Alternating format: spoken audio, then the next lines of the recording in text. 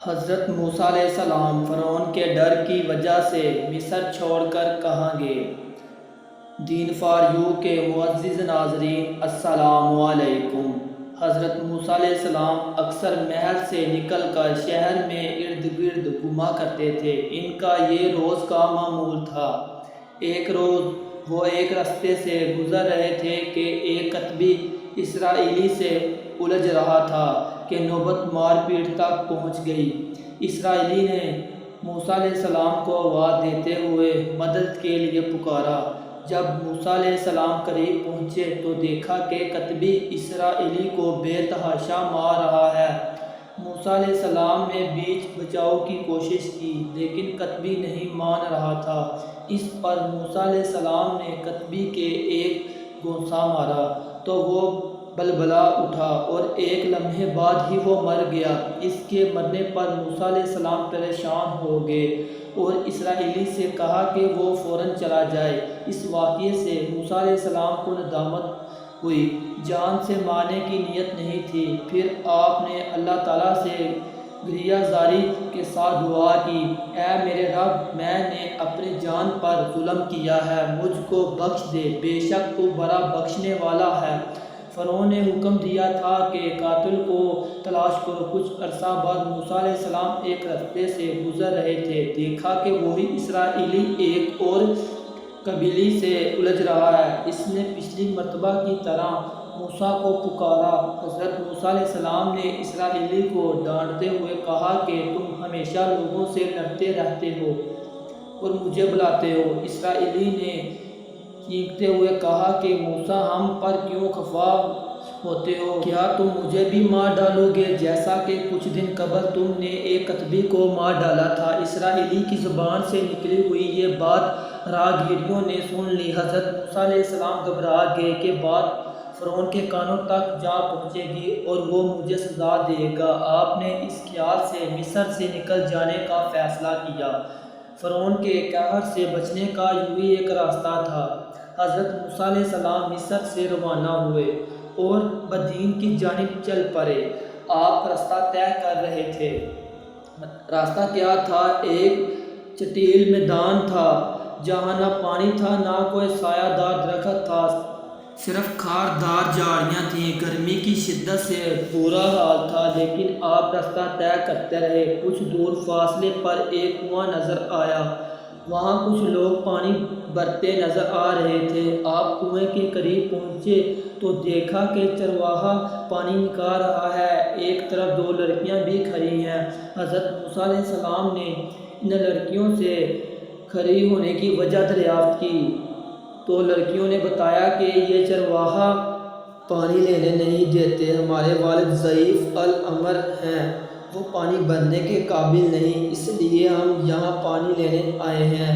حضرت موسیٰ علیہ السلام نے وہاں سے چرواہوں کو ہٹایا، کنویں پر سے بھاری پتھر کو ہٹایا۔ کنویں کا ڈول بھی بھاری تھا۔ اس ڈول سے پانی نکال کر لڑکیوں کو دیا اور خود بھی پیا۔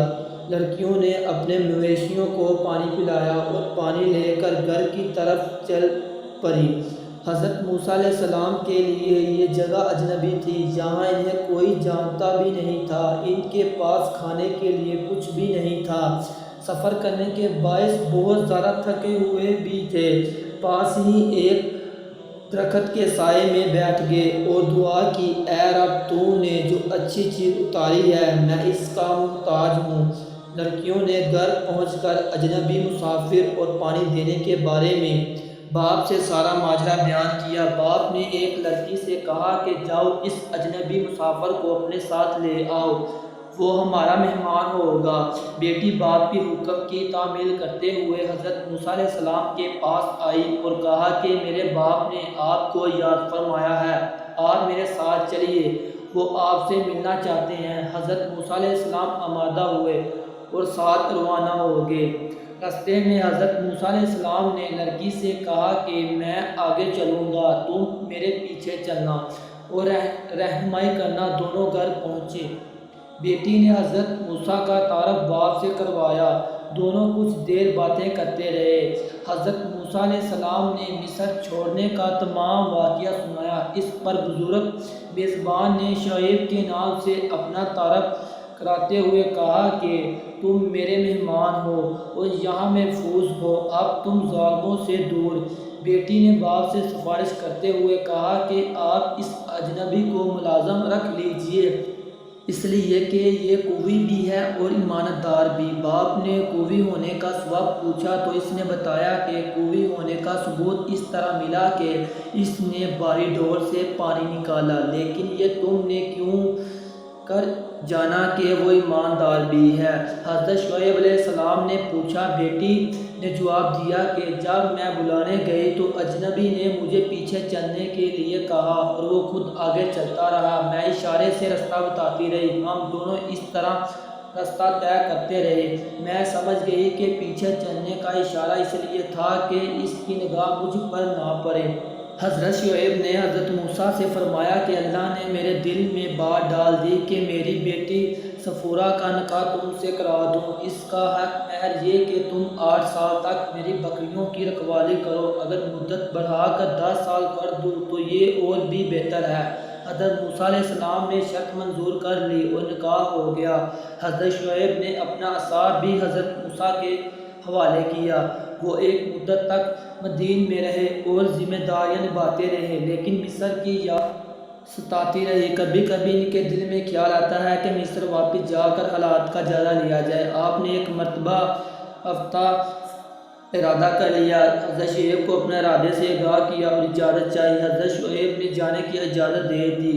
حضرت موسیٰ علیہ السلام نے اپنی اہلیہ صفورہ کے ہمراہ جانے کے لیے سامان سفر باندھ لیا اور مصر کی جانب چل پڑے۔ راستہ طے کر رہے تھے کہ کھانے کا وقت آ پہنچا۔ کھانا پکانے کے لیے آگ کی ضرورت پڑی۔ چکمکاگ پتھر کو رگڑنا شروع کیا، لیکن آگ کی چنگیاری بھی نہیں نکلی تو مایوس ہو گئے۔ یک بارگی آسمان پر کالے بادل چھا گئے، اچانک تیز تند آندھی آئی، اس کے بعد بارش ہو گئی جس سے موسم بدل گیا بلکہ موسم سرد ہو گیا۔ حضرت موسیٰ علیہ السلام کو سردی محسوس ہوئی، گرمی پیدا کرنے کے لیے آگ کی ضرورت پڑ گئی۔ آپ چاروں طرف دیکھنے لگے کہ شاید کہیں آگ نظر آ جائے۔ آپ نے دیکھا کہ کچھ دور فاصلے پر روشنی دکھائی دینے لگی۔ آپ اپنی بیوی صفورہ سے کہنے لگے کہ یہاں سے کچھ دور مجھے روشنی نظر آ رہی ہے، میں جا رہا ہوں، ہو سکتا ہے کہ وہاں آگ جل رہی ہو، میں آگ لینے جا رہا ہوں۔ آپ اس روشنی کے مقام کی طرف روانہ ہوئے، کچھ دیر بعد وہاں پہنچ گئے۔ قریب جا کر دیکھا کہ ایک پہاڑ ہے اور نزدیک ایک درخت ہے، اس کے پیچھے سے روشنی آ رہی ہے۔ آپ نے غور سے دیکھنا شروع کیا۔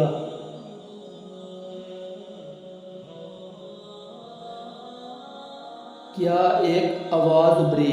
آواز میں جلال کی کیفیت تھی۔ اے موسیٰ، میں تمام جہانوں کا رب ہوں، تو پاک جگہ پر ہے، اس مقام کا نام تو ہی ہے، تو اپنی جوتیاں اتار پھر اس بلندی پر چڑھ جا، یہ طور کا پہاڑ ہے۔ اس پر اثرات آواز سے آپ کشش بیچ میں پڑ گئے، کچھ خوف کا احساس ہوا۔ حکم کے مطابق آپ بلندی پر چڑھ گئے، پھر آواز گونجتی ہے، اے موسیٰ، میں نے تجھے پیغمبری کے لیے چن لیا ہے، میں رب ہوں، میری عبادت کر، نماز قائم کر۔ پھر آپ اللہ سے کلام کرتے ہیں، اس لیے حضرت موسیٰ علیہ السلام کو کلیم اللہ بھی کہا جاتا ہے۔ جو روشنی نظر آئی وہ اللہ کا نور تھا جو کوہ طور پر ظاہر ہوا۔ اللہ نے پھر موسیٰ علیہ السلام سے دریافت کیا، اے موسیٰ، تیرے ہاتھ میں کیا ہے؟ تو حضرت موسیٰ علیہ السلام فرماتے ہیں، یہ میرا عصا ہے، اس سے بکریاں کو ہانکتا ہوں، اس سے درخت سے پتے جاڑ کر بکریوں کو کھلاتا ہوں۔ پھر اللہ کی جانب سے حکم ہوتا ہے، اس عصا کو زمین پر ڈال دے۔ آپ حکم کی تعمیل کرتے ہیں، عصا سانپ کی شکل اختیار کر لیتا ہے۔ آواز آتی ہے، خوف نہ کھا، اسے اٹھا لے۔ آپ سانپ کو اٹھا لیتے ہیں تو پھر وہ دوبارہ سانپ بن جاتا ہے۔ حکم ہوتا ہے کہ فرعون کے پاس جا اسے ہدایت کر۔ دوستو اس سے آگے مزید نیو پارٹ دیکھنے کے لیے ہمارے چینل کو سبسکرائب کریں اور ویڈیو کو زیادہ سے زیادہ شیئر کریں۔ تب تک کے لیے اجازت دیجیے، اللہ حافظ۔